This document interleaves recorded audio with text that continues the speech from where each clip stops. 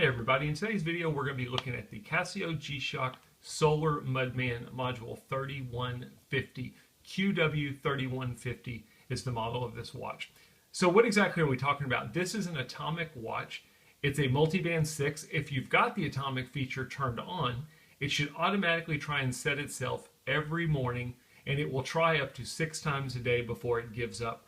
After the 6 times, it'll stop for that day. It'll wait until the next morning and it will try again.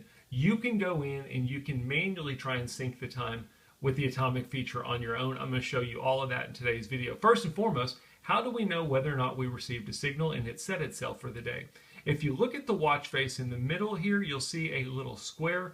In my case, there is a G in that square. That G stands for G-Shock, but it's not for decoration. A lot of people just think, yeah, it's got a G in the middle of it. Nope. That's telling you that for the given day, your watch successfully received the atomic signal and it set itself.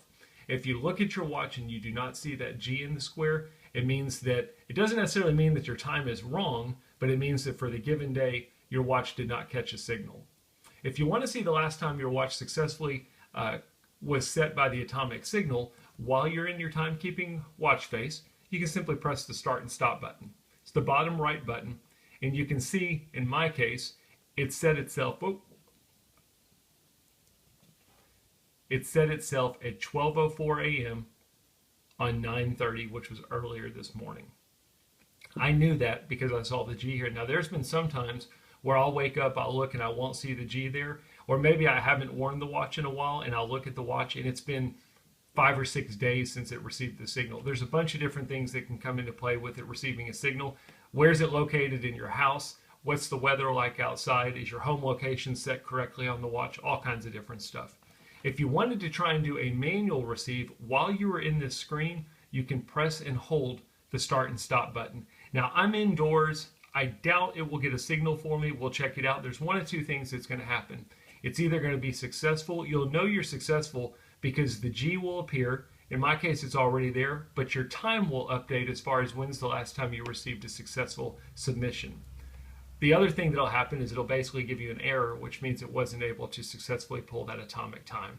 So let's go ahead and let's do it. Now remember, we are going to press and hold the start and stop button. Press it, hold it. You'll hear a beep and then you'll see it receiving. Now at this point, you want to keep the watch as still as possible. Again, they say you want to be either outside or have it facing a window, and then you're going to sit and wait. You'll notice that there's a little indicator over here that says L1 for me, and the G is blinking. The G blinking means that it's trying to do the atomic send and receive, or I should say receive, not send and receive. L1 is the level of my signal. That's really weak. You can have a L1, L2, or L3. L3 is going to be the highest signal. RC is just saying that it's trying to do a receive.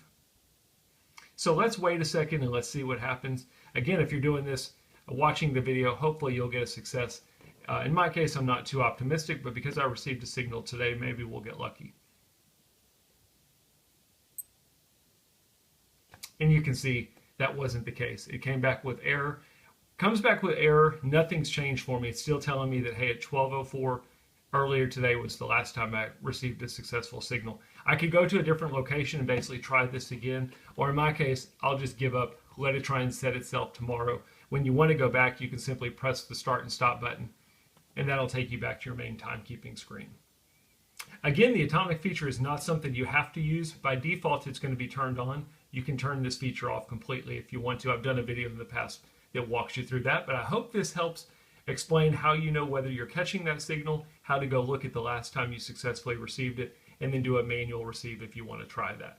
As always, thanks for watching.